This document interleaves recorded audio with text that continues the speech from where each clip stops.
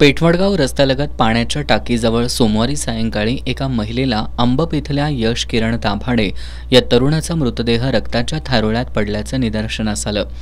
या महिलेनं आरडाओरड करताच ग्रामस्थांनी त्या ठिकाणी धाव घेतली। पेठवडगाव पोलिसांना याची माहिती देण्यात आली। पोलिसांनी तातडीनं घटनास्थळी धाव घेतली। पोलिसांना घटनास्थळाजवळच कोयता सापडला। मान आणि हातावर धारधार शस्त्रांनी वर्मी वार झाल्यानं यशचा जागीच मृत्यू झाला होता।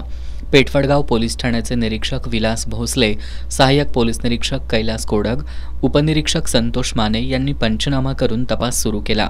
कोल्हापूरहून फॉरेन्सिक तज्ज्ञांचं पथक दाखल झालं होतं। पेठवडगाव पोलीस आणि स्थानिक गुन्हेन्वेषण शाखेनं तपास करून या खून प्रकरणी हर्षद दाभाडे, शौकत मुल्ला या दोघांसह एका अल्पवयीनाला कोडोली परिसरातून ताब्यात घेतलंय। यशचा त्याच्याच गल्लीत राहणारे हर्षद दाभाडे आणि विवेक दाभाडे यांच्याबरोबर 6 महिन्यांपूर्वी इंस्टाग्राम पोस्टवरून वाद झाला होता। यामध्ये यशनं दोघांवर हल्ला केला होता। या प्रकरणात यशला अटक करण्यात आली होती। गेल्या 3-4 महिन्यांपूर्वी तो जामिनावर सुटून बाहेर आला होता। दीपावलीच्या काळात त्यांच्यामध्ये पुन्हा शाब्दिक वाद झाला होता। याच वादातून यशचा खून झाला असावा असा पोलिसांचा प्राथमिक अंदाज आहे।